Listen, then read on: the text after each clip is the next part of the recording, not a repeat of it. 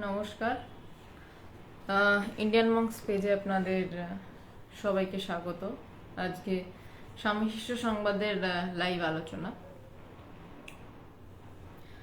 আজকের আলোচনার মূল বিষয়বস্তু যে স্বামীজির মতে ব্রহ্মচর্য রক্ষার নিয়ম কি।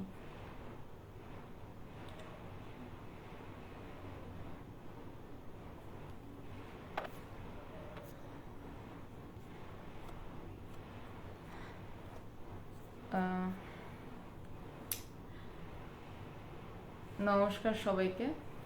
আজকের বিষয়টা একটু ঝামেলাজনক বিষয়, ব্রহ্মচর্য রক্ষার নিয়ম। ব্রহ্মচর্য রক্ষার নিয়ম স্বামীজির মতে, স্বামীজি যে কিনা, মনোজিৎ প্রণাম, ভালো আছে নিশ্চয়ই। সুমননাথ প্রণাম, প্রণাম সবাইকে। বিষয়টা আশ্চর্যের কেন বলছি, তার কারণ একদিকে ব্রহ্মচর্য রক্ষা নিয়ে কথা হচ্ছে, আবার আর একদিকে কথাটা বলছেন কে না, স্বামী বিবেকানন্দ, যাকে বেদান্ত কেশরী বলা হচ্ছে, যিনি ব্রহ্ম একমাত্র আছেন, জগৎ বলে আর কিছুই নেই বলে সবকিছু উড়িয়ে দিচ্ছেন, তার মুখ থেকে এই কথা বেরোচ্ছে। আমি ধীরে ধীরে বিষয়ে ঢুকছি, কারণ আস্তে আস্তে মানুষেরা পরপর আসছেন। প্রিয়েশ প্রণাম, অরূপ মল্লিক প্রণাম, জয়ন্ত কুমার মণ্ডল প্রণাম, সবাইকে প্রণাম। আমি এবার ঢুকছি বিষয়। ভাস্বতী প্রণাম। তো ব্রহ্মচর্যটা কি আসলে? ব্রহ্মচর্য রক্ষা, এই যে সন্ন্যাসের আগে ব্রহ্মচারী হয়,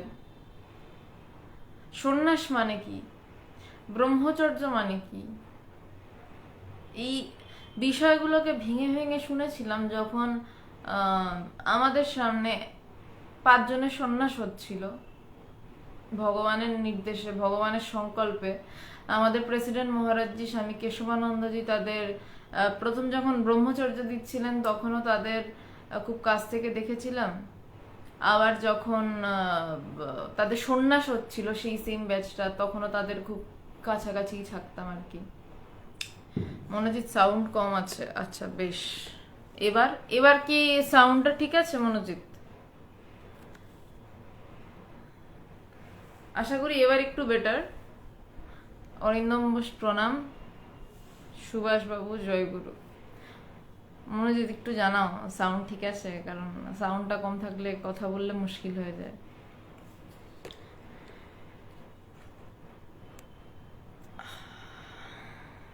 বেশ, ঠিক আছে।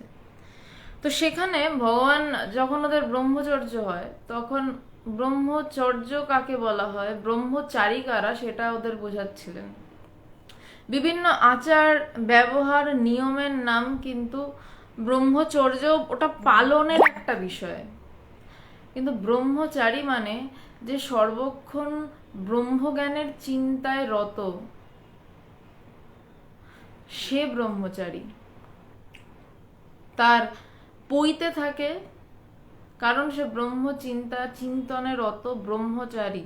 সেটাতে আগের কালে মৌঞ্জি মেখলা বলা হতো, গুরু তাকে এক মৌঞ্জি মেখলা বেঁধে দিতেন। সেটাই এখন বর্তমানকালে যারা ব্রাহ্মণ তাদের পইতে রূপে এসছে, সবারই পইতে, কিন্তু আসল অরিজিনটা কিন্তু এভাবে এসছে। তো বলছে তারা ব্রহ্মচারী। আর সন্ন্যাসী কারা?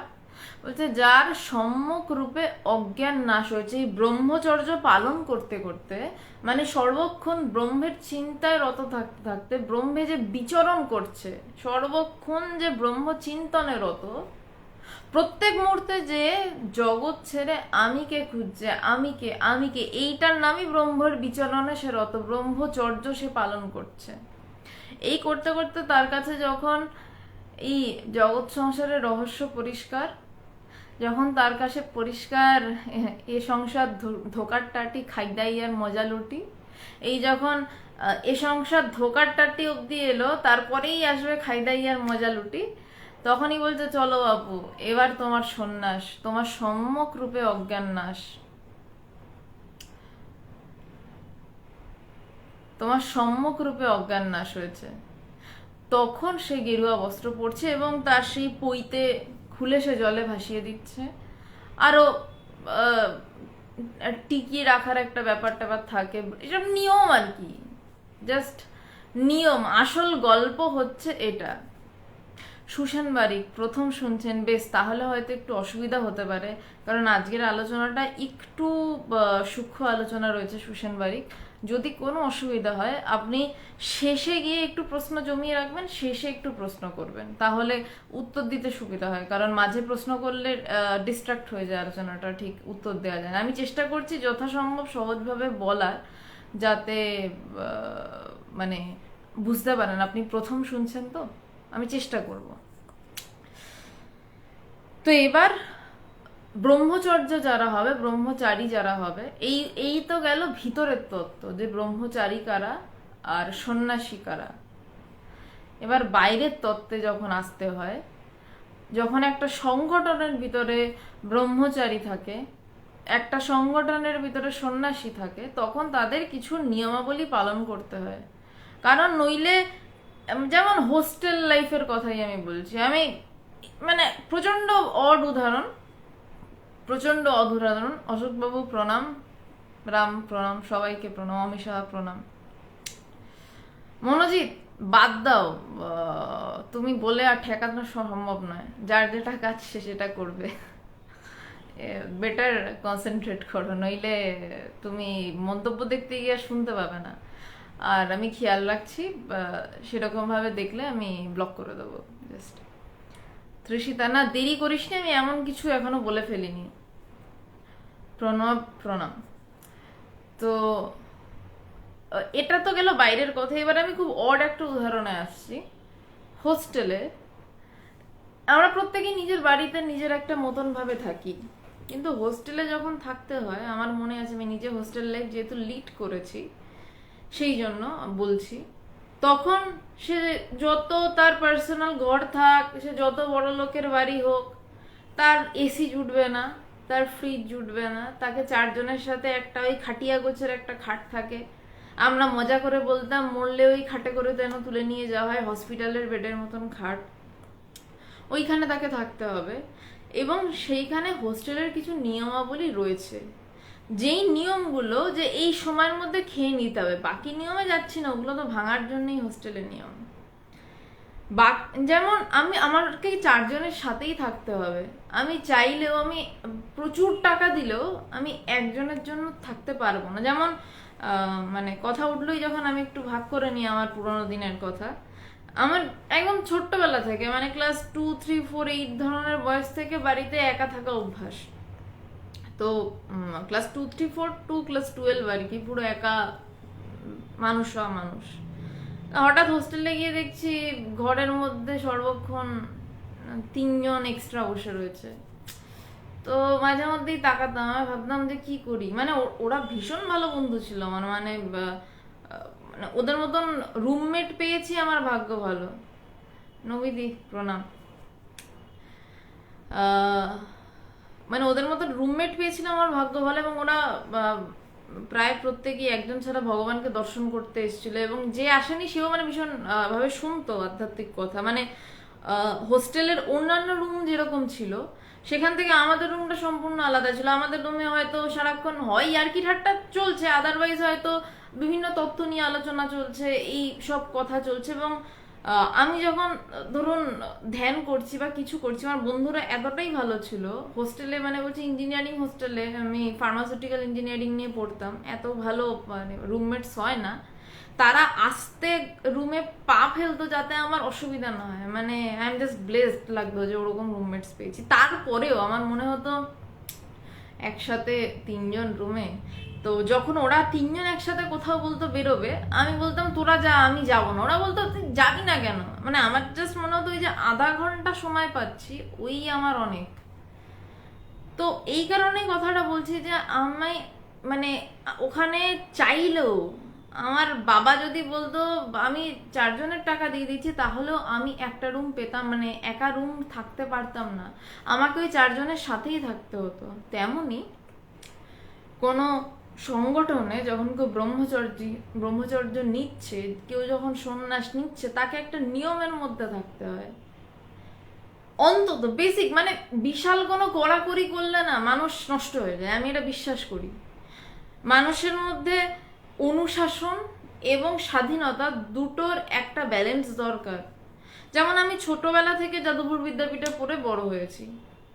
যাদবপুর ইউনিভার্সিটি নিয়ে আমরা হয়তো অনেক কথা বলে থাকি, হ্যাঁ সবকিছু আমারও ভালো লাগে না, কিন্তু আমি যখন ছোট ছিলাম যাদবপুর ইউনিভার্সিটির আবহাওয়াটা এমন ছিল, এবং তার সাথে যেহেতু একদম অ্যাডজেসেন্ট টু আমাদের স্কুলে পড়ার কারণে আমি একটা খোলা মানসিকতার স্বাদ পেয়েছিলাম, সাথে শাসন ছিল।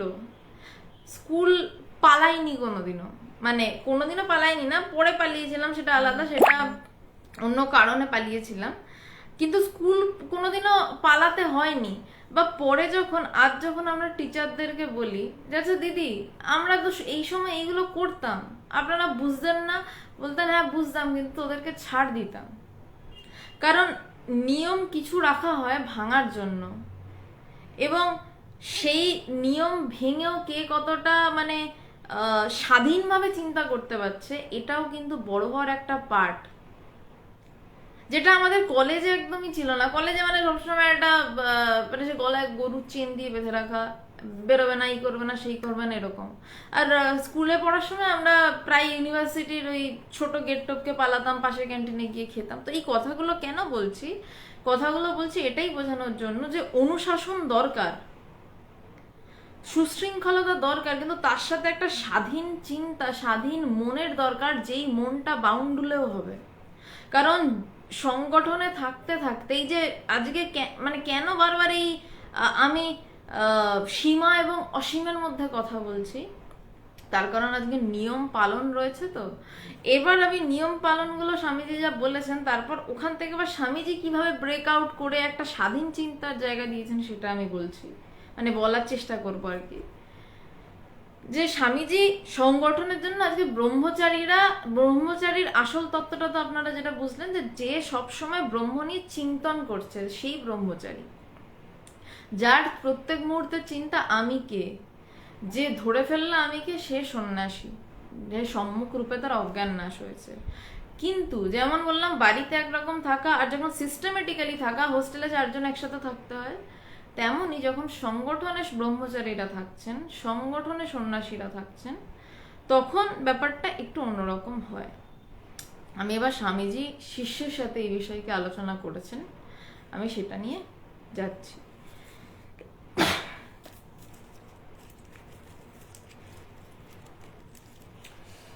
এটা বেলুড় মঠ নির্মাণকালের নিয়ম, 1898 খ্রিস্টাব্দ। বর্তমান মঠ বাটি নির্মাণ হইয়াছে, সামান্য একটু আদ্রু যাহা বাকি আছে তাহা স্বামী বিজ্ঞানানন্দ স্বামীজির অভিমতে শেষ করিতেছেন। বিজ্ঞানানন্দজি সেই যুগের সিভিল ইঞ্জিনিয়ার ছিলেন, মানে 1898 সালের সিভিল ইঞ্জিনিয়ার। সেই মানুষটা যদি একটা বড় কোনো চাকরি করতে ঢুকতো, কি পরিমাণ টাকা আসতে পারতো তার হাতে বুঝতেই পারছেন। সেই মানুষটা সব ছেড়ে ঠাকুরের পায়ে পড়ে রয়েছেন। তো সে স্বামীজির অভিমত অনুসারে, এবং আপনারা জানেন কিনা জানি না, বেলুড় মঠের এই যে সমস্ত স্ট্রাকচারটা এখনের, সেটা স্বামীজির প্ল্যানিং ছিল, কিন্তু শেষ করেছিলেন ব্রহ্মানন্দজি এবং বিজ্ঞানানন্দজি এটার নেতৃত্ব দিয়েছিলেন। সমস্ত কিছু এই যে বিভিন্ন স্থাপত্য শিল্প, সেটার বিজ্ঞানানন্দজি সমস্ত দেখভাল করেছিলেন, কারণ উনি সিভিল ইঞ্জিনিয়ার ছিলেন। যে বর্তমান মঠ বাটি নির্মিত হইয়াছে, সামান্য একটু আদ্রু যাহা বাকি আছে তাহা স্বামী বিজ্ঞানানন্দ স্বামীজির অভিমতে শেষ করিতেছেন। স্বামীজির শরীর তত ভালো নয়, তাই ডাক্তারগণ তাহাকে নৌকায় করিয়া গঙ্গাবক্ষে সকাল সন্ধ্যায় বেড়াইতে বলিয়াছেন। 1898 সাল, আর 4 বছর। মনোজিৎ পেজ নাম্বারটা হচ্ছে 176, অষ্টম বল্লীর শুরু, দ্বিতীয় খণ্ডের অষ্টম বল্লীর শুরু।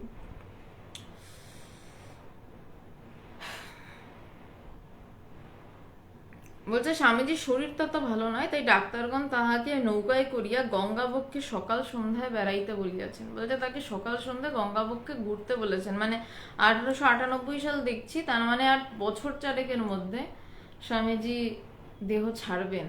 সুতরাং স্বামীজির শরীরটা খারাপের দিকে যাচ্ছে।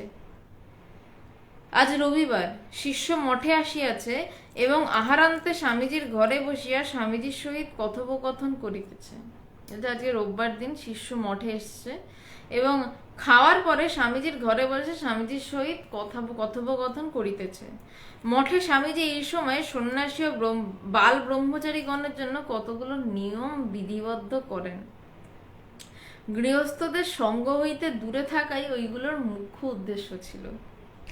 যথা পৃথক আহারের স্থান, পৃথক বিশ্রামের স্থান, ওই বিষয় লইয়াই এখন কথাবার্তা হইতে লাগিল।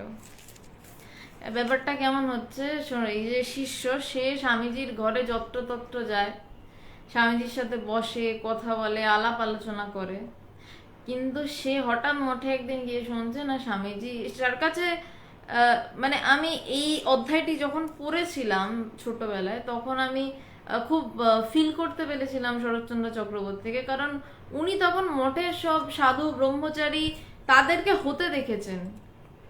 যারা ব্রহ্মচারী তখন স্বামী বিরজানন্দজি বা যাদেরকে স্বামীজি ব্রহ্মচর্য দিয়েছেন, তাদের তিনি ব্রহ্মচারী দেয়ার হওয়ার জন্য তাদের আদ্যশ্রাদ্ধ করিয়েছেন, পুজো করিয়েছেন। তো সবাই তার কাছে খুব ক্লোজ টু দি হার্ট, খুব দূরের কেউ নয়, তারাই তার কাছে খুব নিকটজন। মানে আমি কেন এটাকে ফিল করতে পেরেছিলাম, মানে ইন্টারন্যাশনাল বেদান্ত সোসাইটিতে আমাদের কাছে স্বামীজিরা ভীষণ, মানে স্বামীজি কম দাদা বেশি আর কি।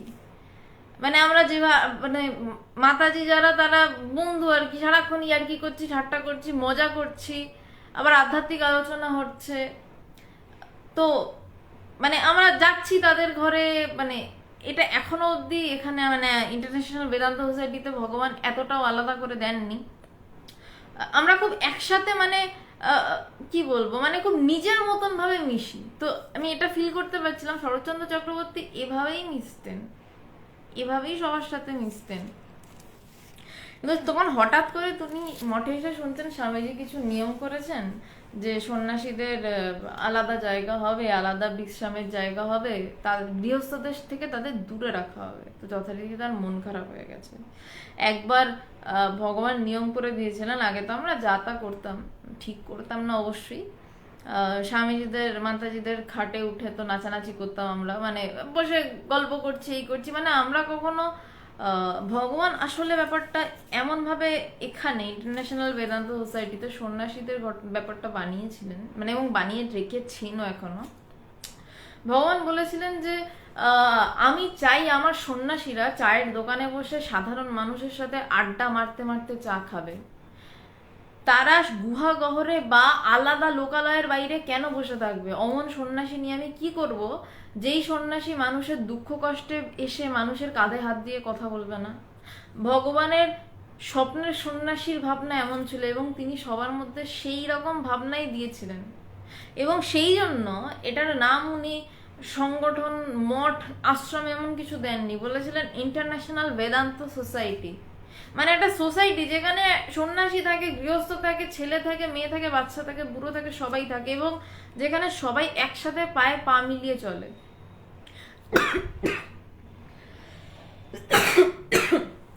সরি।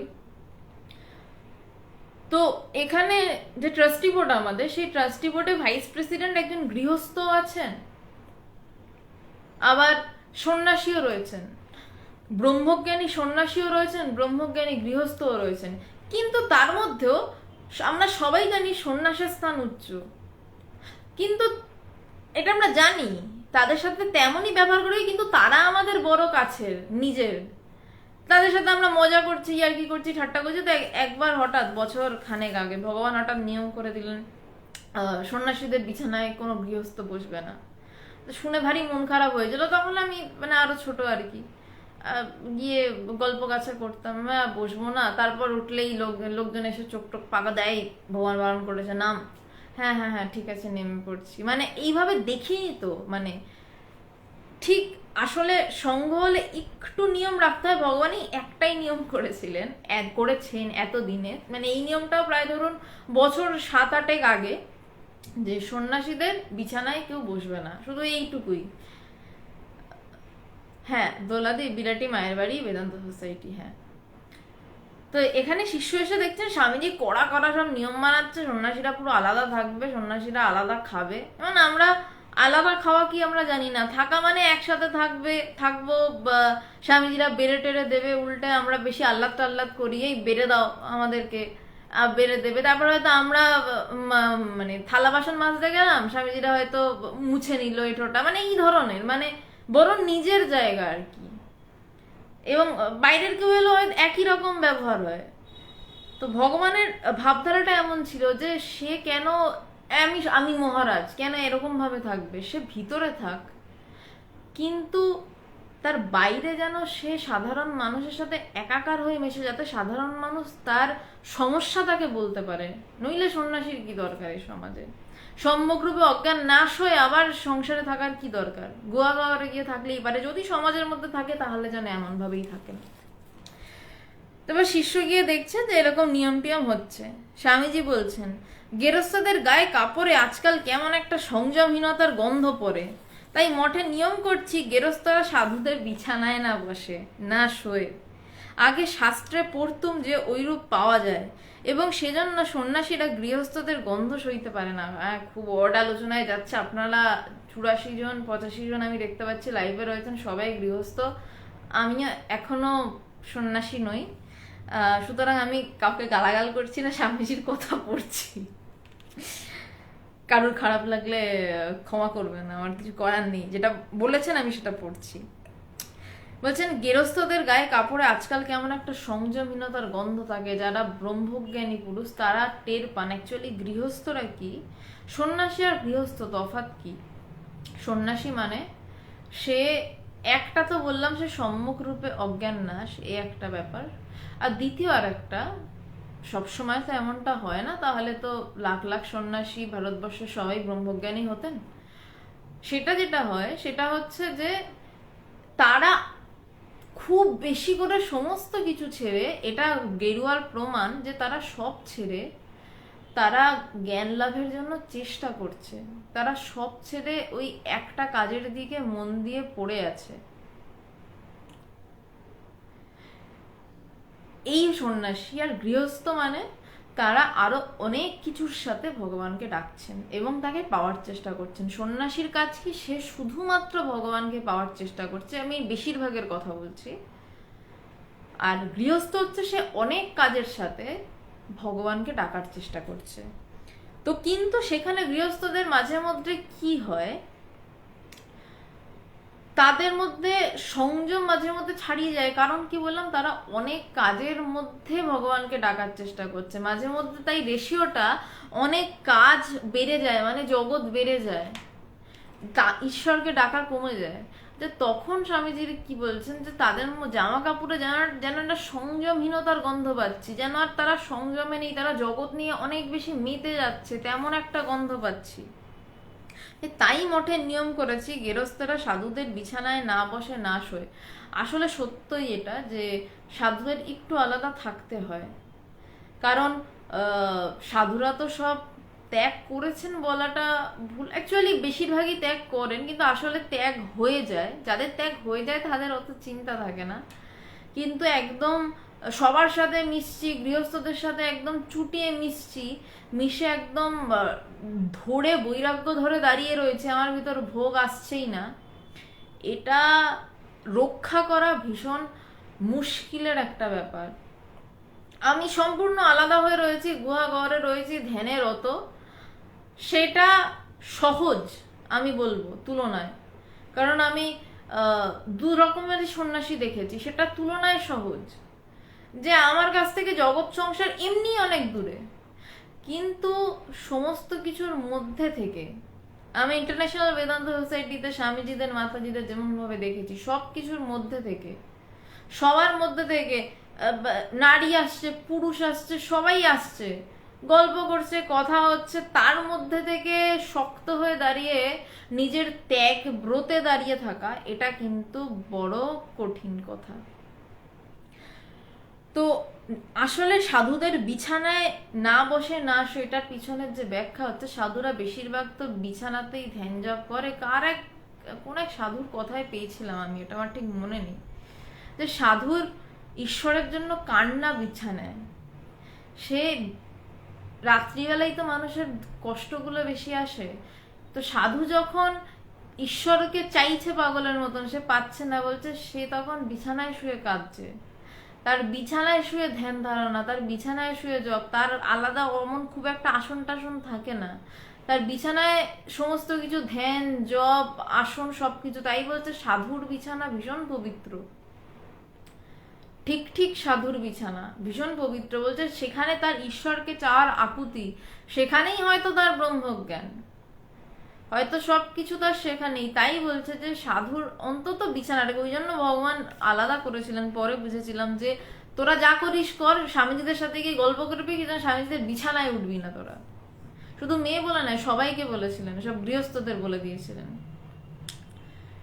তো সেই জন্যই বলছে যে তাই মঠে নিয়ম করেছে যে সাধুদের বিছানায়, গেরস্থরা সাধুদের বিছানায় না বসে না শোয়ে। বলছে তারা যেন সাধুদের বিছানায় শুয়ে বসে না।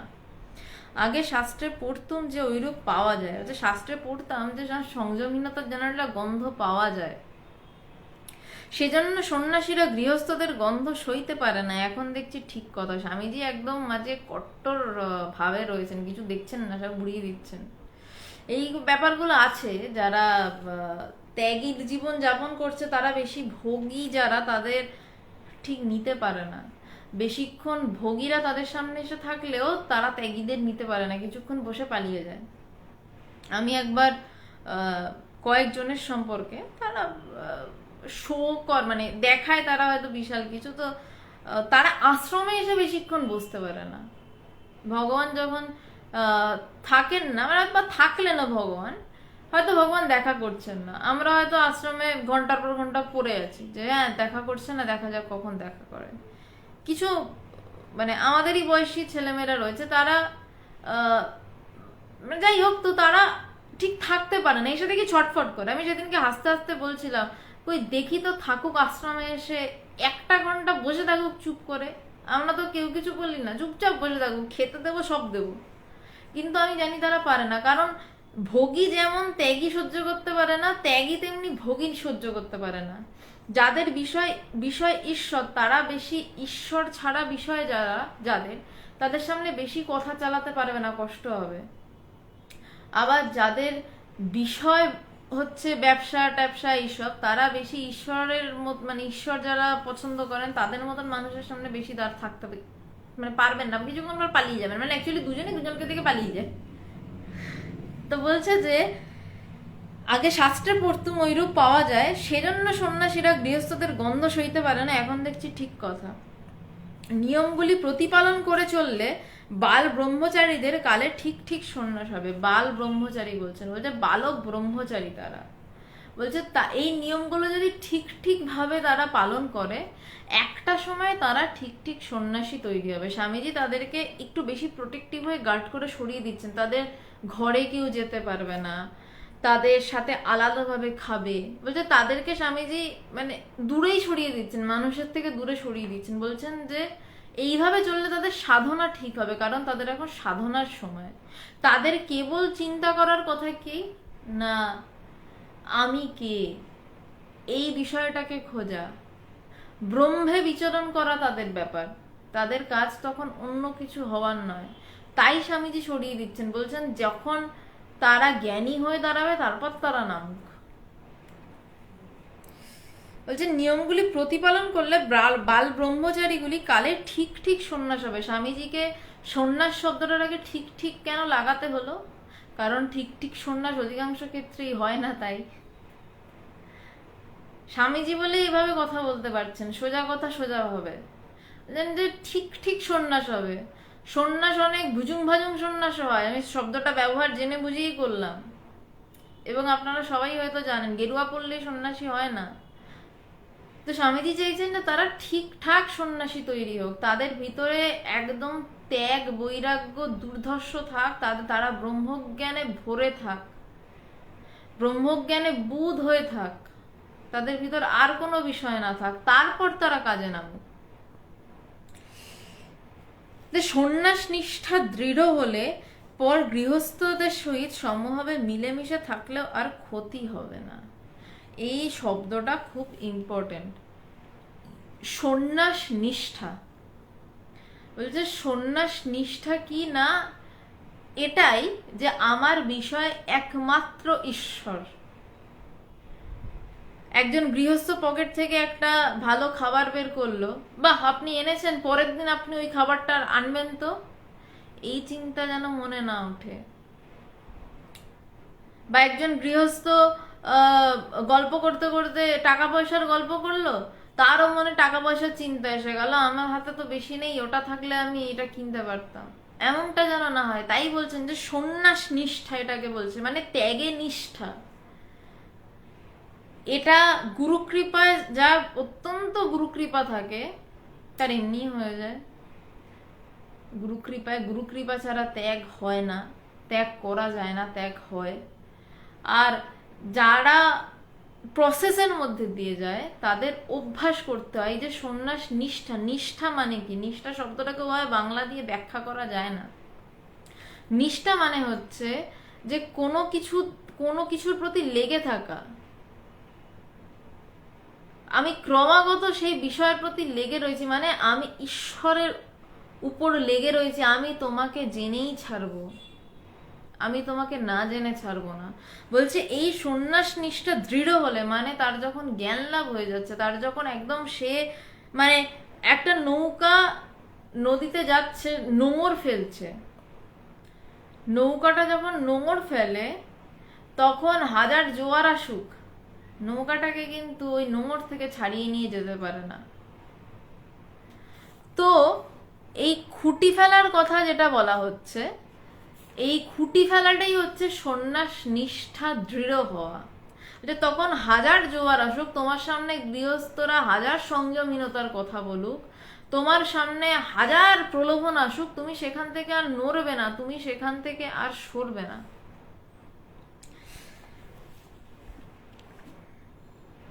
বলছে সন্ন্যাস নিষ্ঠা দৃঢ় হলে পর গৃহস্থদের সহিত সমভাবে মিলেমিশে থাকলেও আর ক্ষতি হবে না। বলছে সেটা যদি হয়, নোংর যদি ফেলা হয়ে যায়, তখন হাজার গৃহস্থদের সাথে মেশো, তোমার আর কোনো ক্ষতি হবে না। কিন্তু এখন নিয়মের গণ্ডির ভেতরে না রাখলে সন্ন্যাসী ব্রহ্মচারীরা সব বিগড়ে যাবে।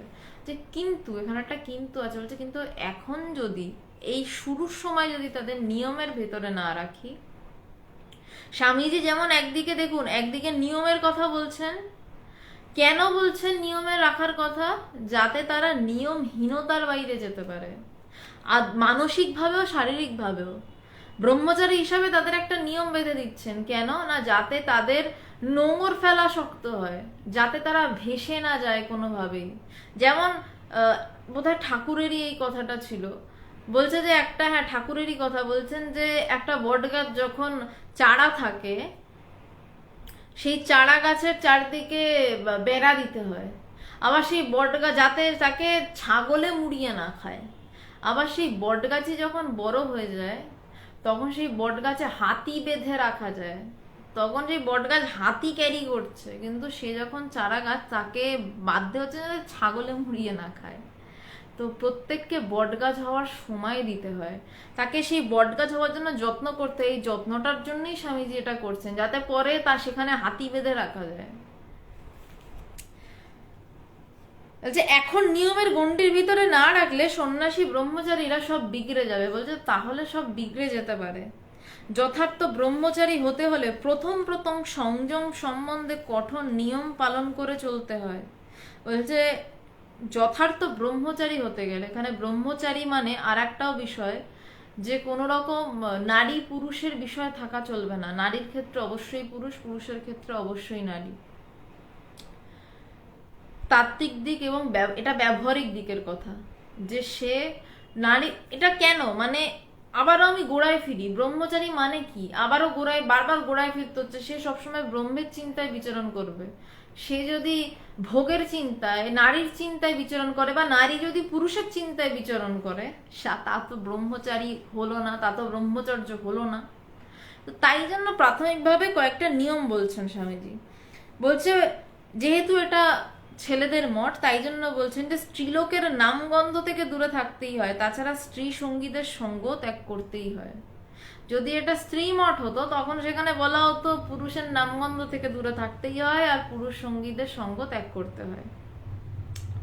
যদিও ভগবানের কৃপায় ভগবানের কাছে এসে এইগুলো আমি খুব একটা বুঝিনি, মানে ভগবান আমাদেরকে সবসময়, সেটা ভগবানের প্রচন্ড শক্তিতেই সম্ভব, হয়তো পরে হয়তো আমাদেরকেও এইভাবেই ব্যাপারটাকে নিতে হবে। ভগবান আমাদেরকে একটা জিনিসই শিখিয়েছেন, বিষয় একটাই, ঈশ্বর, বাকি সব এমনি উড়ে যায়। এটা করব না ওটা করব না বললে মন, আমি অবশ্যই সমালোচনা করছি না, আমি ভগবান আমাকে যেভাবে শিক্ষা দিয়েছেন আমি সেটা একটু ভাগ করছি, কারণ এটা ভগবানের পক্ষেই দেওয়া সম্ভব। আর স্বামীজি যেটা বলছেন সেটা একদম খুব স্পষ্টভাবে ভবিষ্যতের জন্য বেলুড় মঠের নিয়ম তৈরি করছেন। ভগবান আমাদেরকে যেটা শিখিয়েছেন সেটা হচ্ছে যে আসল কাজ হচ্ছে ঈশ্বরের দিকে মন দিয়ে পড়ে থাকো, বাকি ছেলে মেয়ে বুড়ো বুড়ি এমনি উড়ে যাবে, এমনি কোনো দিকে তাকানোর দরকার পড়বে না, এমনি চোখ ঝলসে যাবে। সূর্যের দিকে যদি ঠিক ঠিকভাবে চোখ পড়ে, আমাদের চোখ এমনি ঝলসে যায়, তারপরে অন্যদিকে তাকালে কিছু দেখতে পাই না, সব ঝাপসা দেখি, সব সূর্যের আলো, সব আমরা বলি কিছু দেখতে পাচ্ছি না, খুব আলোতে দেখলাম তো। ভগবান ওটাই শিখিয়েছেন যে ঈশ্বরকে এমন ভাবে ধরে থাক যাতে অন্য এটা করব না ওটা করব না এটা করার তো দরকার নেই।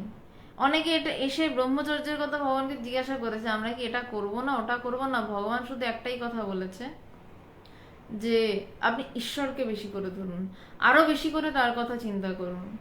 কারণ এটা করব না ওটা করব না বললে না মাথায় আরো বেশি ঢুকে যায়, আচ্ছা আমি এটা করছি না, সেইটাই বিষয় হয়ে যায়।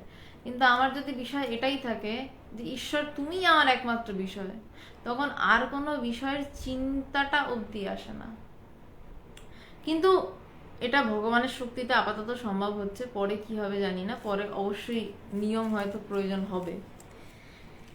তো গৃহস্থাশ্রয়ী শিষ্য স্বামীজির কথা শুনিয়া স্তম্ভিত হইয়া রইল। যেমন আমি ওই স্বামীজিদের মাতাজিদের বিছানায় উঠতে উঠতে পেরে উৎপাত করতে পারবো না ভেবে খুব ওই বাচ্চাবেলায় চমকে গেছিলাম, তো তেমনই যে গৃহস্থাশ্রয়ী শিষ্য মানে সে তখনও গৃহস্থ আশ্রমে রয়েছে, তিনি স্তম্ভিত হয়ে রইলেন এবং মঠের সন্ন্যাসী ব্রহ্মচারী দিগের সহিত পূর্বের মতো সমভাবে মিশিতে পারিবে না ভাবিয়া বিমর্ষ হইয়া কহিল, কিন্তু মহাশয় এই মঠ ও মঠস্থ যাবতীয় লোককে আমার বাড়ি ঘর স্ত্রী পুত্রের অপেক্ষা অধিক আপনার বলিয়া মনে হয়, ইহারা সকলে যেন কতকালের চেনা।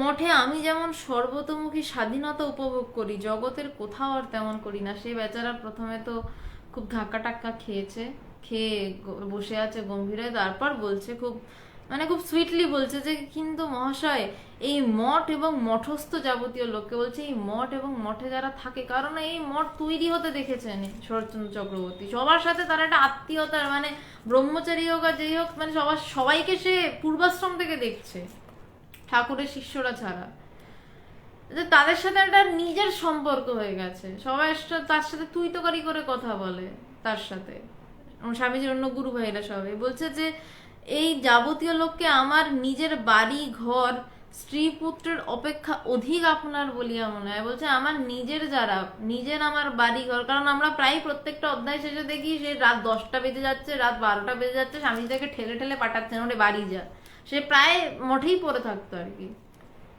বলছে এই বলছে তা আমার এই মঠকেই আমার নিজের বাড়ির থেকেও বেশি লাগে, ঘর স্ত্রী পুত্র অপেক্ষা অধিক আপনার মনে হয়। বলছে আমার অনেক বেশি নিজের মনে হয়, ইহারা সকলে যেন কত কালের চেনা। বলছে এনারা সবাই আমার অনেক কালের চেনা। মঠে আমি যেমন ভাবে সর্বতোমুখী স্বাধীনতা উপভোগ করি, জগতের কোথাও আর তেমন করি না। বলছে আমি এই মঠেই এতটা স্বাধীনতা অনুভব করি, আমি জগতের আর কোথাও, সে তার ঘরেও সে বলছে আমি এত স্বাধীনতা বোধ করি না, আমি মঠে এসে যেমন স্বাধীন, একটা নিজের জায়গায় এসছি বলে মনে হয়।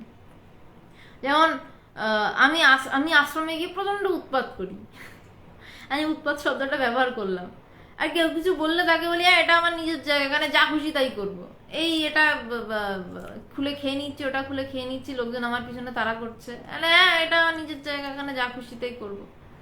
বাড়িতে হয়তো অতটা করি না, বাড়িতে ইচ্ছা করে না, করি না, কারণ ওই জায়গাটা আমার বেশি নিজের বলে মনে হয়। এবার তার কারণ স্বামীজি বলছেন, স্বামীজি বলছেন যত শুদ্ধ সত্ত্ব লোক আছে সবারই এখানে ওইরূপ অনুভূতি হবে। শুদ্ধ সত্ত্ব, যাদের চিত্ত শুদ্ধ, ওই যাদের ভিতরে ঈশ্বরী বিষয়, তাদের এইরকম অনুভূতি হবে। যার হয় না সে জানবি এখানকার লোক নয়। বলছে যে যার হয় না, যার এমন মনে হয় না, বলে জানবি সে এখানকার মানুষ নয়। কত লোক হুজুগে মেতে এসে আবার যে পালিয়ে যায়, উহাই তার কারণ। সংগঠন চালাতে গেলে এই কথাগুলো বোঝা যায় এবং এর রগরটাও বোঝা যায়। বলছে যে কতজন হুজুগে মেতে এসে আবার যে পালিয়ে যায়, এটাই তার কারণ। তার কারণ কি, প্রচুর লোক আসতে আমি দেখেছি আবার পালায়, মানে সে এসে কান্না কাটি করে একদম মানে সে মানে গঙ্গা জল টল মানে গঙ্গা টঙ্গা বইয়ে টইয়ে দিল আর কি, প্রচুর গঙ্গা বইয়ে দিল যে সে পারছে না, তার এই সেই হ্যান ত্যান। কদিন পর দেখলাম সে গায়েব, হাওয়া। একজনকে এসে ভগবানকে বলেছিলেন তিনি যে আমি ঈশ্বর লাভ করতে চাই। আমি জানি না তার এখন ঈশ্বর লাভ হয়েছে কিনা। ভগবান শুনে, তুমি ঈশ্বর লাভ করতে যাও, বাহ তুমি আসতে থাকো। আমি তো ও প্রশ্ন করেছিলাম আমি পারবো, ভগবান বললেন হ্যাঁ তুমি পারবে, তুমি আসতে থাকো। তার আর দেখা নেই। মানুষের হুজুগ বেশি, মানুষ হুজুগে পড়ে যায় কিন্তু টিকে থাকে হচ্ছে কয়েকজন। ঠাকুর বলতেন না যে ঝড় হয়ে গেলে, একটা জঙ্গলের উপর দিয়ে ঝড় হয়ে গেলে তারপরে বোঝা যায় যে ঝড়ের পরে কোন কোন গাছ টিকে আছে। তো তেমনই বলছে যাদের মধ্যে এমন মনে হয় না যে এই জায়গাই আমার নিজের, তারা শুদ্ধ সত্য নয়, তারা হুজুগে মেতে এখানে আসে। ব্রহ্মচর্যবিহীন, দিনরাত অর্থ অর্থ করে ঘুরে বেড়াচ্ছে। ব্রহ্মচর্যবিহীন মানে এখানে স্বামীজি বলছেন যে যে ব্রহ্মে বিচরণ করছে না, বা যার বিষয় ব্রহ্ম নয়, বা যে সৎ চিন্তায় নিমগ্ন নেই। যে ব্রহ্মচর্যবিহীন দিনরাত অর্থ অর্থ করে ঘুরে বেড়াচ্ছে, এমন সব লোক এখানকার ভাব কখনো বুঝতে পারবে না। কুশল চক্রবর্তী, খালি পেটে ধর্ম হয় না, এটা স্বামীজিরই কথা। কিন্তু দিনরাত অর্থ অর্থ করে ঘুরে বেড়ানো আর খালি পেটে ধর্ম হয় না, দুটো আলাদা শব্দ। খালি পেটে ধর্ম হয় না শব্দটার মানে হচ্ছে যে আমার একটা টাকা অবশ্যই দরকার, যেটা থেকে আমি আমার পেটটা চালিয়ে নিতে পারবো। আমার ধ্যান করতে বসে যদি খিদে পায়, একদিন সহ্য হবে, দুদিন সহ্য হবে, তৃতীয় দিনে সহ্য হবে না, তখন আমি ভিক্ষা করতে বেরিয়ে পড়বো, তখন আমার ধ্যান মাথায় উঠে যাবে। তাই বলছে যতটা দরকার ততটুকু। আমার একটু ভালো করে ভেবে দেখুন তো, আমার জীবনে প্রয়োজন কতটুকু? আমার জীবনে যতটুকু প্রয়োজন সেটুকু হলো, তার থেকে আরেকটু বেশি সেভিংস রাখতে হয় এখনকার নিরিখে বলছি, বা তখনকারও নিরিখে, যে আমার শরীর খারাপ হলে বা কিছু হলে একটা মেডিক্লেম থাকলো বা একটা এক্সট্রা সেভিংস থাকলো, যে আমার হঠাৎ যদি কোনো শরীর খারাপ হয় বা বিপদ হয়, আমি যেন ওই টাকাটা কাজে লাগাতে পারি, তখন যেন আমার মানুষের কাছে হাত না পাততে হয় বা মাথার চুল না ছিঁড়তে হয়। এর বেশি তো আমাদের লাগে না, কিন্তু তার বেশি করাটাকেই স্বামীজি বলছেন দিনরাত অর্থ অর্থ করে ঘুরছে। আমার টাকা চাই, আমার আরো টাকা চাই। এই আগের দিন কালকে যেটা নিয়ে আলোচনা হচ্ছিল যোগা বাশিষ্ঠ সাথে, বিষয় তৃষ্ণা, বলছে আমার আরো চাই, আমার আরো চাই। যে এই চাওয়া অনন্ত, চাওয়ার শেষ নেই। বলছে এটাকেই টাকা টাকা করে ঘোরা বলছে। এমন সব লোকে এখানকার ভাব কখনো বুঝতে পারবে না, কখনো মঠের লোককে আপনার বলে মনে করবে না। বলছে মঠের লোক মানে কি, সাধু সন্ন্যাসীরা। বলছে যারা দিনরাত অর্থ অর্থ করে ঘুরছে, তারা কখনোই সাধু সন্ন্যাসীদের নিজের বলে মনে করবে না। এখানকার সন্ন্যাসীরা সেকেলে ছাই মাখা, মাথায় জটা, চিমটে হাতে ওষুধ দেওয়া সন্ন্যাসীদের মতন নয়। তাই লোকে দেখে শুনে কিছুই বুঝতে পারে না। আমাদের ঠাকুরের চালচলন ভাব সকলই নতুন ধরনের ছিল, তাই আমরাও সব নতুন রকমের। কখনো সেজেগুজে বক্তৃতা দিই, আবার কখনো হর হর বোম বোম বলে ছাই মেখে পাহাড় জঙ্গলে ঘোর তপস্যায় মন দিই। এটাই আসল, এটাই আসল কথা। বলছেন যে আমরা কখনো, বলছে আমাদের ঠাকুরের সমস্ত ধারা অন্যরকম ছিল। আমাদের স্বামীজির বিউটিটা দেখুন, স্বামীজির কথায় বারবার কিন্তু একান্ত কথায়, স্বামীজির জ্ঞানযোগ পড়তে গিয়ে দেখবেন হয়তো বিশাল লেকচার দিচ্ছেন, ফাটিয়ে দিচ্ছেন বাইরে, কিন্তু এই যে একান্ত কথা শিষ্যকে বলছেন, তখন তিনি বারবার গুরুর কথা আনছেন, ঘুরে ফিরে তার গুরুর কথা। এখানেই স্বামীজির গুরুর প্রতি প্রেম বোঝা যায়। এই প্রেম না হলে স্বামীজি হয় না। তো বলছে এখানকার সন্ন্যাসীরা সেকেলে ছাই মাখা মানে সন্ন্যাসীতে যেমন দেখে মানুষ, ছাই মাখা, মাথায় জটা, চিমটা হাতে থাকবে, অদ্বৈতবাদীদের হাতে চিমটা থাকতো, চিমটাধারী বলা হয়। বলছে সন্ন্যাসীরা ওষুধ দিতে পারে, কিছু হলে একটা ঝোলা থেকে বের করে দিল, খেয়ে নাও, সব ঠিক হয়ে যায়গা। বলছে এমন বেলুড়ের সন্ন্যাসীরা নয়। বলছে আমাদের ঠাকুরের চাল চলন ভাব সকলই নতুন ধরনের ছিল। বলছে আমাদের ঠাকুর, স্বামীজির এই কথাটাই কি কি সুইটনেস একটা, তার কি আপন করে না। বলছে আমাদের ঠাকুরের কি অধিকার বোধ তার ঠাকুরের উপর, তার চালচলন ভাব সকলে নতুন ধরনের ছিল, তাই আমরা নতুন ধরনের। স্বামীজি বলছেন না আমি, সব নিয়মগুলো তো স্বামীজি করলেন। স্বামীজি বিদেশ গেলেন, স্বামীজি দেশ ঘুরে দেখলেন যে এইভাবে যদি ছাইভস্য মেখে জাহাজে ওঠে, জাহাজ থেকে ফেলে দেবে, বিদেশে কেউ পাত্তা দেবে না। স্বামীজি দিয়ে আলখাল্লা তৈরি করলেন। স্বামীজি সন্ন্যাসীদের ড্রেস বদলালেন, মুন্ডিত মস্তক ছিল, ড্রেস বদলালেন। কিন্তু স্বামীজি এখানে নিজের কথা বলছেন না। স্বামীজি এখানে বলছেন যে আমাদের ঠাকুরের চালচলনের ভাব সব নতুন ছিল, তাই আমরা নতুন। এখানে তার গুরু ভক্তির পরিচয় পাওয়া যায়, এখানে তার স্বামীজি কেন হয়ে উঠেছেন তার এই পরিচয় ছোট ছোট কথায়, যে সে কি ভয়ঙ্কর গুরুভক্ত শিষ্য, সে গুরু ছাড়া কিছু বোঝেই না। বলছে ঠাকুর এমন ছিলেন তাই আমরা এমন। বলছেন না আমি এগুলো করেছি, তার আমিত্বটা উড়ে গেছে। কথা কেটে কেটে যাচ্ছে, অন্যদেরও কি সেম প্রবলেম হচ্ছে, কথা কেটে যাচ্ছে? একটু জানাবেন প্লিজ, যারা রয়েছেন একটু জানাবেন আপনাদেরও কি কথা কেটে যাচ্ছে, আমি ঠিক বুঝছি না। তো বলছেন যে আমরাও নতুন রকমের কখনো সেজে গুজে বক্তৃতা দিই, যে আমরা কখনো বেশ পাগড়ি টাগড়ি পরে, সিল্কের আলখাল্লা পরে দোলা দিই, সব ঠিক আছে বেশ। তার মানে সোম কে কে আপনি যে বলছেন, তাহলে আপনার ইন্টারনেটের কোনো সমস্যা, নবীদি বেশ ঠিক আছে। বলছে এইটাই সন্ন্যাসীর হওয়া উচিত, যে কখনো সে সেজে গুজে বক্তৃতা দেবে, সে মাত করে দেবে সবকিছু, আবার কখন যে সে ছাই মেখে আত্মস্থ হয়ে জ্ঞানে ডুবে যাবে, জ্ঞানে একাকার হয়ে সমাধিস্থ হয়ে পড়ে থাকবে, তার কোনো ঠিক থাকবে না। বড় বড় সন্ন্যাসীর ঘরে আমি দেখেছি যারা ঠিক ঠিক সন্ন্যাসী, স্বামীজি ঠিক ঠিক সন্ন্যাসী শব্দটা আমি ব্যবহার করলাম না, স্বামীজি একটু আগেই ঠিক ঠিক সন্ন্যাসী এই শব্দটি ব্যবহার করেছেন। আমি ঠিক ঠিক সন্ন্যাসীর ঘরে গিয়ে দেখেছি তারা বাইরে বিশাল বক্তৃতা দিচ্ছেন, অনেক কিছু করছেন, ঘরে এসে দেখেছি আর একটা পাতি তক্তপোষের উপর শুয়ে আছেন। তক্তপোষ কি, একটা ম্যাট পেতে ঘরে শুয়ে আছেন তার গুরুর ঘরে, আর কিছু নেই, ম্যাট পেতে শুয়ে আছে। আমি বরঞ্চ পিছনে লাগি, স্বামীজি গিয়ে রে তুমি এরম ভাবে শুয়েছো, পিঁপড়ে টিপড়ে আসবে কামড়ে দেবে। বলে দূর বাবা আসুক, অসুবিধা নেই। ঘরে ওটি মানে কোনো রকম তার কোনো বিলাস বেসনের কিছু নেই। সে যখন বক্তৃতা দিচ্ছে বাইরে যাচ্ছে হয়তো দেখে বিশাল কিছু লাগছে, কিন্তু সে কখন এসে ঘরে দেখছি চুপচাপ ধ্যানস্থ হয়ে বসে রয়েছে তারও কোনো হদিশ নেই। বলছে সন্ন্যাসী এমনই হবে, কখন সেজে গুজে বক্তৃতা দেবে আর কখন যে সে হর হর বোম বোম বলে আত্মস্থ হয়ে বসে পড়বে, সর্বাঙ্গে তার ছাই থাক কি শ্মশান তার জায়গা থাক, তার কোনো হুঁশ থাকবে না। এই সন্ন্যাসী পাহাড় জঙ্গলে ঘোর তপস্যায় মন দি, শুধু সেকেলে পাজি পুতির দোহাই দিলে এখন কি আর চলে রে। এই পাশ্চাত্য সভ্যতার উদ্বেল প্রবাহ তরতর করে এখন দেশ জুড়ে বয়ে যাচ্ছে। বলছে শুধু সেকেলে পাজি পুতির দোহাই দিলে কি আর চলে রে। এখানেই স্বামীজির সৌন্দর্য, স্বামীজি নতুনটাকে গ্রহণ করেছেন, পুরনো যা সেটার সৌন্দর্যটা রেখেছেন, পুরনোটাকেও শেষ করে দেননি, ভেঙে দেননি। সেই জন্য তিনি ঠিক তার আগে বলছেন যে আগে শাস্ত্রে পড়তুম যে গৃহস্থদের গায়ে সংযমহীনতার গন্ধ পাওয়া যায়, স্বামীজি পুরনোটা রেখে প্রথম বাল ব্রহ্মচারীদের পৃথক করলেন, এবং এখন কি নতুনের কথা বলছেন, নতুন যা সুন্দর তাও নিচ্ছেন। বলছেন এখন কি সেকেলে পাজিপুতির দোহাই দিলে আর চলে রে।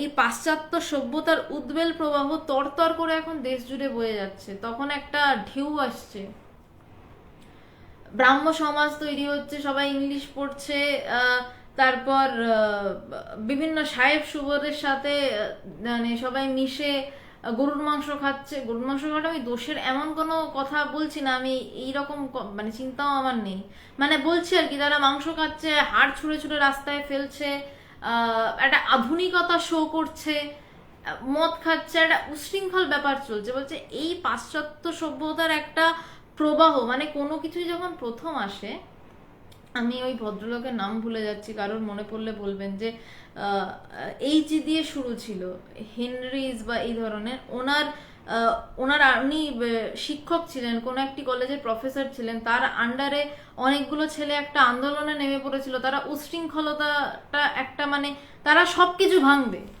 তারা মানে মদ খাচ্ছে, তারা মাংস খাচ্ছে, হাড় টাড় ছুটছে, মানে কিন্তু তাদের চাহিদাটা ভুল ছিল না। তারা একটা যে মানে বাঙালি সমাজ বা একটা নিয়মের বেড়াজালে সবাইকে বেঁধে রাখার চেষ্টা করা হয়েছিল, সেই জায়গা থেকে তারা বেরিয়ে আসতে চেয়েছিল। Derozio, thank you Sudip Chakraborty, Derozio. আমার ছোটবেলায় যখন ওনার কথা পড়েছিলাম, আমার মনে হয়েছিল ওনার চাহিদাটা একদমই ভুল ছিল না। হ্যাঁ, হেনরিস ডিরোজিও, প্রিয়দীপ ঠিক বলেছেন।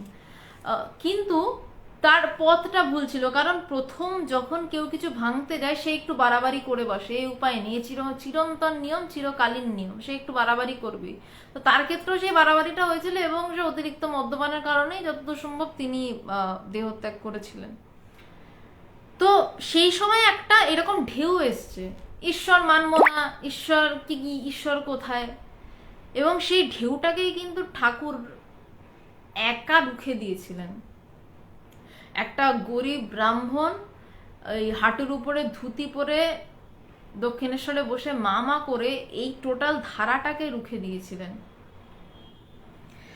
তো সেখানে স্বামীজি বলছেন যে এই পাশ্চাত্য সভ্যতার উদ্বেল প্রবাহ তত্তর করে এখন দেশ জুড়ে বয়ে যাচ্ছে, তার উপযোগিতা একটুও প্রত্যক্ষ না করে কেবল পাহাড়ে বসে ধ্যানস্থ থাকলে এখন আর কি চলে। বলছে তার উপযোগিতা, তার সুবিধাটা কখন, সেটা একটুও না দেখে পাহাড়ে বসে ধ্যানস্থ হয়ে থাকলে কি চলে।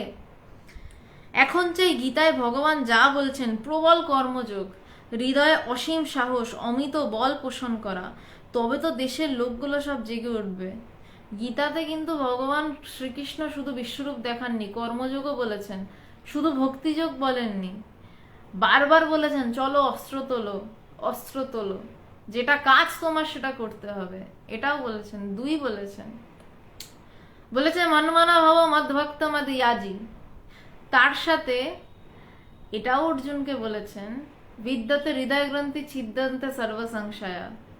একদিকে ভক্তির কথা বলছেন, একদিকে সমস্ত সংশয় ছিন্ন হয়ে ব্রহ্মজ্ঞানের কথাও বলছেন, আর একদিকে বিশ্বরূপও দেখাচ্ছেন, আর একদিকে বলছেন চলো অস্ত্র তোলো। তো বলছেন এখন চাই গীতায় ভগবান যা বলেছেন, প্রবল কর্মযোগ, হৃদয়ে অসীম সাহস, অমিত বল পোষণ করা, তবে তো দেশের লোকগুলো সব জেগে উঠবে। কারণ পরাধীন ভারতবর্ষ, দেশের লোককে জাগতে হতো, নতুবা তুমি যে তিমিরে তারাও সেই তিমিরে। বলছে নয়তো তুমি যে তিমিরে এত পড়াশোনা করে বিশাল ব্রহ্মটম্ভ নিয়ে ব্রহ্মটম্বের কথা বলে শুনে তুমি যেমন তিমিরে, তোমার দেশের লোকগুলো তেমনই তিমিরে। বেলা প্রায় অবসান, স্বামীজি গঙ্গাবক্ষে ভ্রমণোপযোগী সাজ করিয়া নিচে নামিলেন, এবং মঠের জমিতে যাইয়া পূর্ব দিকে এখন যেখানে পোস্তা কাঁথা হইয়াছে সেখানে পদচারণা করিয়া কিছুক্ষণ বেড়াইতে লাগিলেন। পরে বজ্রাখানি ঘাটে আনা হইলে স্বামী নির্ভয়ানন্দ, স্বামী নিত্যানন্দ ও শিষ্যকে সঙ্গে লইয়া নৌকায় উঠিলেন।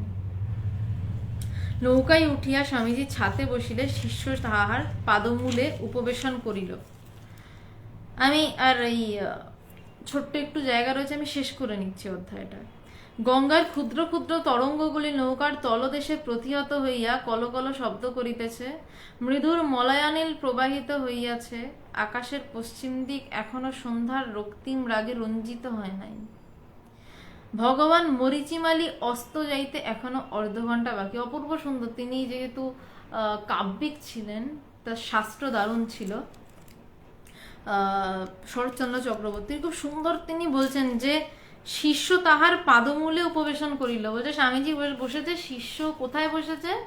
শিষ্য স্বামীজির পায়ের নিচে বসেছে। বলছে ক্ষুদ্র ক্ষুদ্র নৌকার তরঙ্গগুলো তলদেশে ধাক্কা খেয়ে প্রতিহত হইয়া কলকল শব্দ করছে, এবং মৃদু মলায়নীল প্রবাহিত হয়েছে, হালকা হাওয়া দিচ্ছে, গুরুর পায়ের নিচে শিষ্য বসে রয়েছে। আর আকাশের পশ্চিম দিকে এখনো সন্ধ্যার রক্তিম রাগে রঞ্জিত হয়নি। যে এখনো সন্ধ্যার সেই রক্তিম রাগে রঞ্জিত হয়নি, তার মানে গোধূলি বেলা চলছে, অপূর্ব একটা দৃশ্য। আর এই অবস্থায় গুরুর পায়ের নিচে শিষ্য বসে আছে। ভগবান মরিচিমালি অস্ত যাইতে এখনো অর্ধ ঘন্টা বাকি, নৌকা উত্তর দিকে চলিতেছে। স্বামীজির মুখে প্রফুল্লতা, নয়নে কোমলতা, কথায় উদাসীনতা এবং প্রতি হাবে ভাবে জিতেন্দ্রিয়তা অভিব্যক্ত হইতেছে। বলছে স্বামীজির চোখ মুখ অদ্ভুত, বলছে মুখে একটা অদ্ভুত প্রফুল্লতা, নয়নে কোমলতা, নয়নটা চোখ যেন কোমল, অন্যের চিন্তায় কাতর।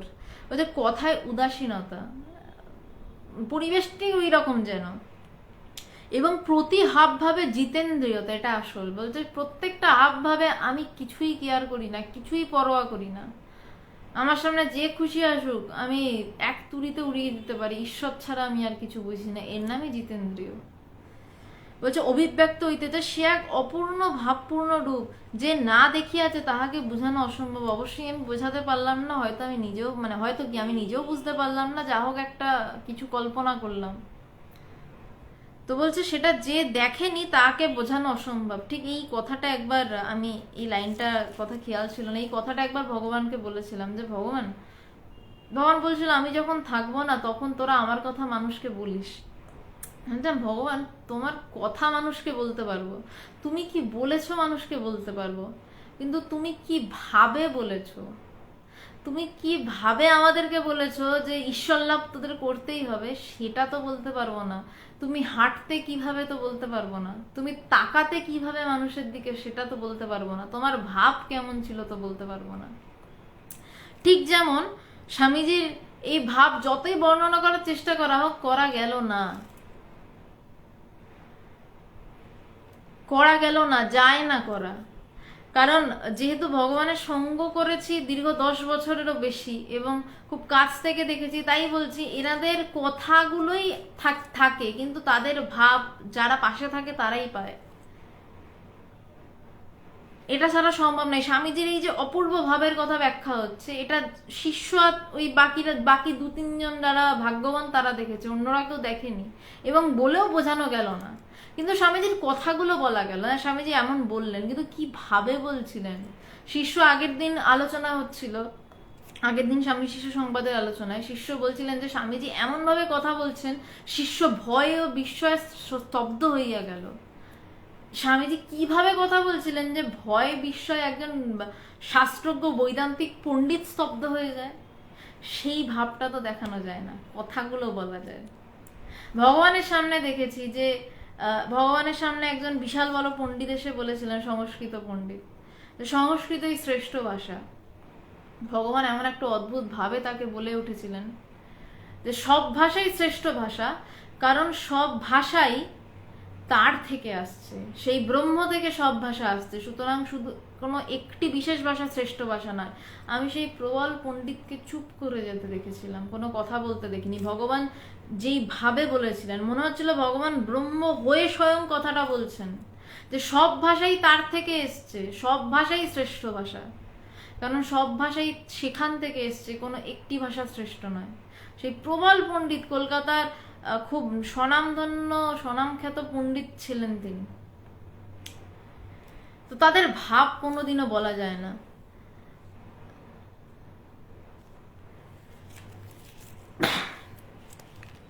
আচ্ছা, এইবার দক্ষিণেশ্বর ছাড়িয়া নৌকা অনুকূল বায়ু বসে আরো উত্তরে অগ্রসর হইতেছে। দক্ষিণেশ্বরে কালীবাড়ি দেখিয়া শিষ্য ও অপর সন্ন্যাসীদ্বয় প্রণাম করিল। দক্ষিণেশ্বর ছেড়ে নৌকা আরো এগিয়ে চলছে। তো স্বামীজি এই দক্ষিণেশ্বর দেখে কিন্তু কি এক গভীরভাবে আত্মহারা হইয়া এলোথেলো ভাবে বসিয়া রহিলেন, কারণ সেখানে তার গুরুর সাথে সবকিছু রয়েছে। অন্য সন্ন্যাসী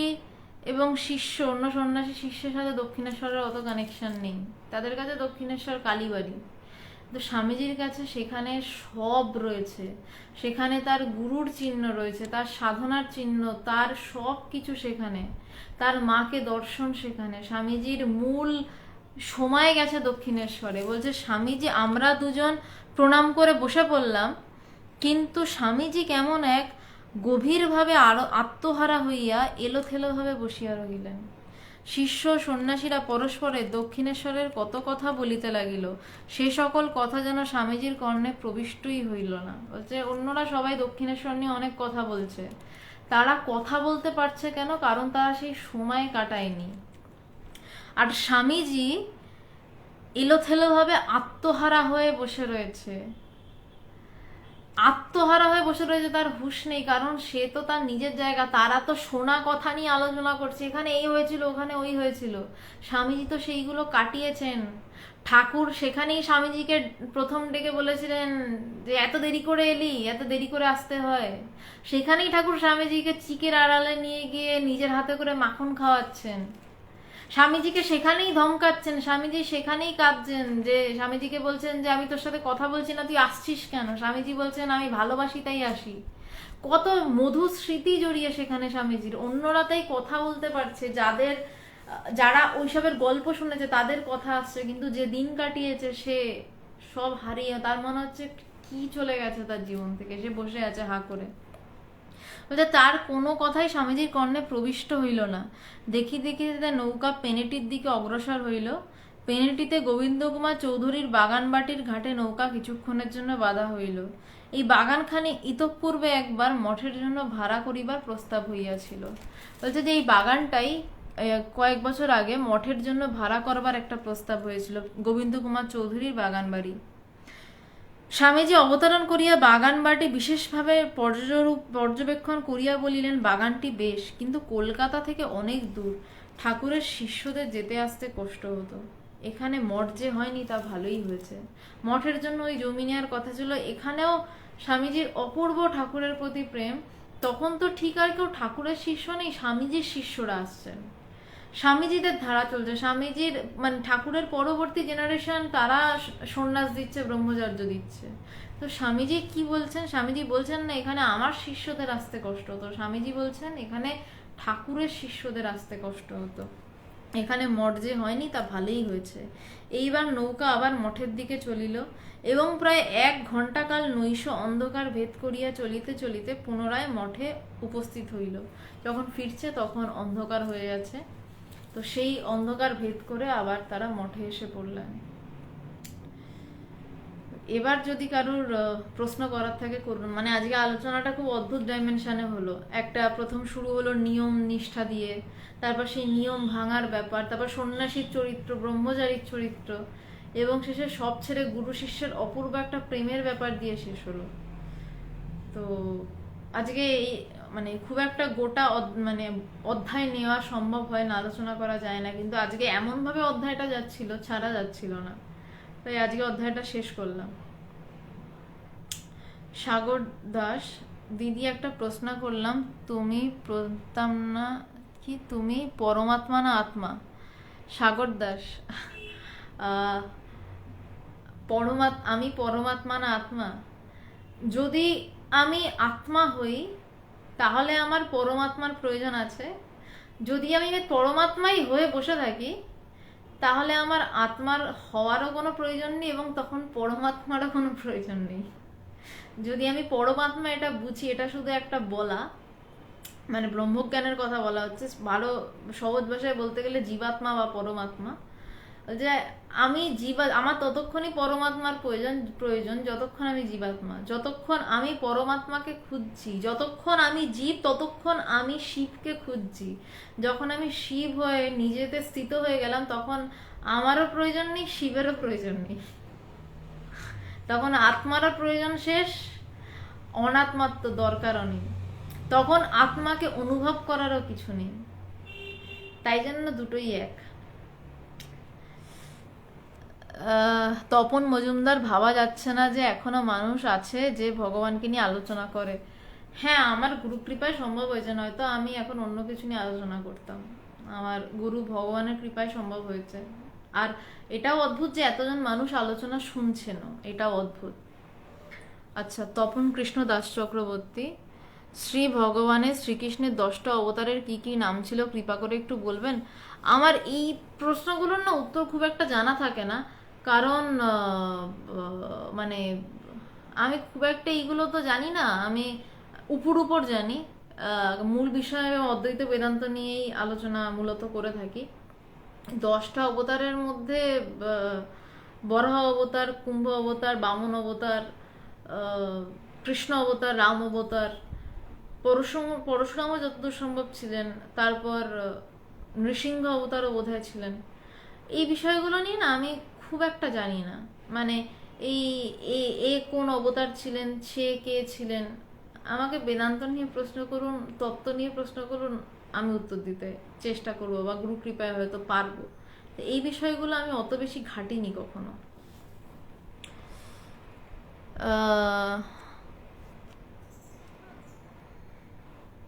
অশোক মাইতি, ধন্যবাদ দাদা। আমার কাছে কৃতজ্ঞ না, আমার গুরুদেবের কাছে কৃতজ্ঞ হন। উনি যা শিখিয়েছেন বা উনি যা বলাচ্ছেন তাই বলছি, আমি কিছু নিজে থেকে বলি না কখনোই।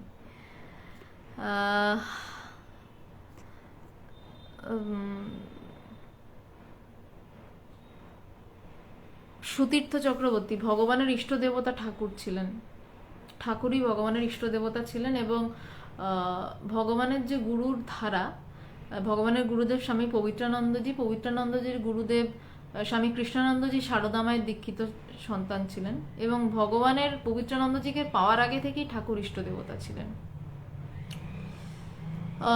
দোলা চক্রবর্তী, না আমি কাল বিরাটিতে যেতে পারবো না কিছু কারণের জন্য। তুমি যাও, ভগবান থাকবেন। কালকে বিকেলবেলা 4:30 থেকে 4:45-র মধ্যে চলে যাও, ভগবানের সাথে দেখা হবে। আচ্ছা, মানসবালা, প্রণয়দার মেক করা আপনার ছবি দিয়ে বেদান্তের ওই পিকচারটা এক্সপ্লেন করুন। বেশ, হ্যাঁ, ওই একটা মিম বানিয়েছিল প্রণয় এবং অঙ্কিত, আমার এক ভাই মিলে। ব্যাপারটা হচ্ছে, ওরা কর্পোরেট কালচারে অনেক সময় দুটো দিয়ে বলে যে দুটোর মধ্যে ডিফারেন্স বের করুন। তো ওরা উপরে লিখেছিল একটা জায়গায় জীবাত্মা, একটা জায়গায় পরমাত্মা। তা বলছে corporate says that make the difference between this. বলছে কর্পোরেট বলছে যে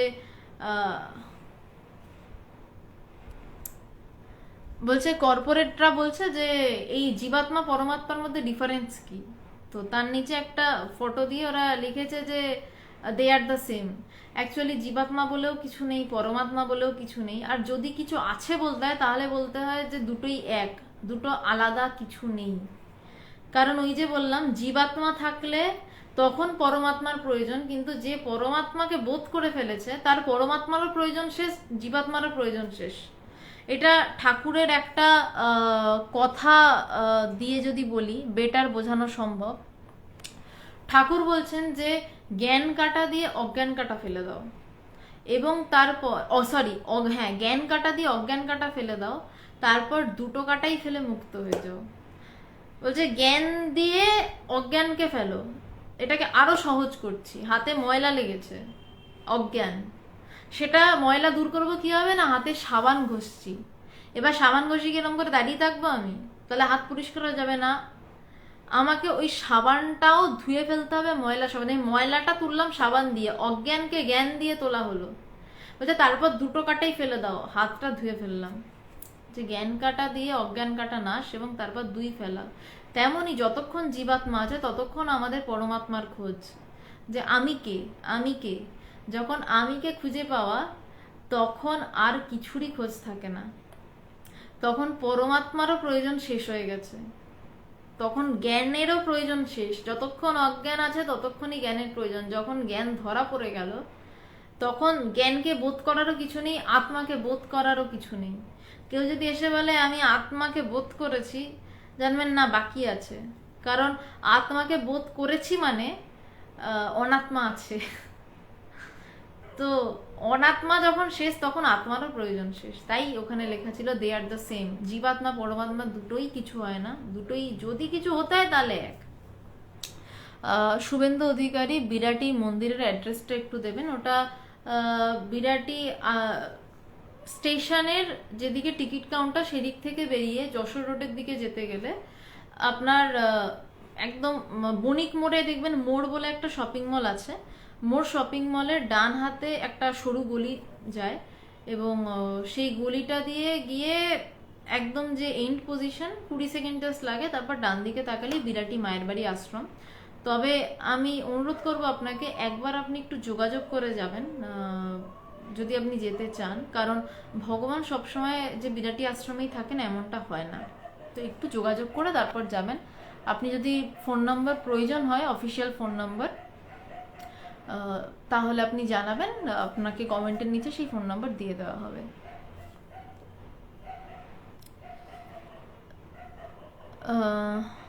শুভেন্দু অধিকারী প্লিজ, কি বলছেন প্লিজ আমি ঠিক বুঝছি না। রামু প্রামাণিক, দেখা যাক গুরু কি করেন, ভগবান কি করেন।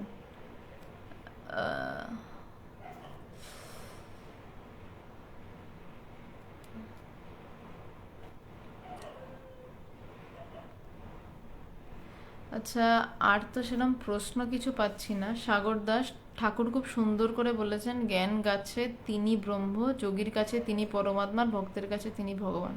ঠিক। গানদেব করে নিজেকে খুঁজতে গেলে অনুমন থেকে ভূমামনে যেতে হবে। ফোন নাম্বারটা শুভেন্দু অধিকারী, আমি আপনাকে ফোন নাম্বারটা বলছি, অফিসিয়াল ফোন নাম্বারটা কাইন্ডলি একটু নোট ডাউন করে নিন।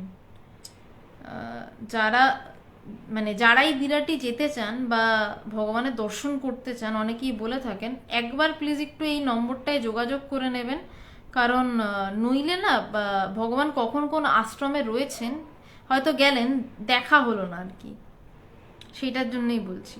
নম্বরটা নোট ডাউন করে নিন, 8902839837, 8902839837। যারা দর্শন করতে চান একটু এই নম্বরটায় যোগাযোগ করে নেবেন, জাস্ট জেনে নেওয়া যে ভগবান আছেন কিনা এখানে। ভগবান ও ঈশ্বরের কোনো পার্থক্য নেই, ধৃতি বিশ্বাস, কোনো পার্থক্য নেই। আমি ভগবান আমার গুরুদেবকে বলছি, গাংদেব গড়াই, আমি আমার গুরুদেবকেই ভগবান বলে ডাকি, আমি তাকেই একমাত্র ভগবান বলে বুঝেছি, আমি আর দ্বিতীয় কিছু বুঝিনি। তো আমি আমার গুরুকেই আমি ভগবান বলে বলছি। আমার ইনফ্যাক্ট আমার পিছনে যার ফটো রয়েছে তাকেই আমি ভগবান বলে বলছি। বেশ, তাহলে আজকে 10টা 24 বাজে, অনেক হয়ে গেছে। আজকে তাহলে লাইভ এখানেই শেষ হোক। সোমবার দিন আবার স্বামী সংবাদে আলোচনা নিয়ে রাত 9টা থেকে আলোচনা হবে।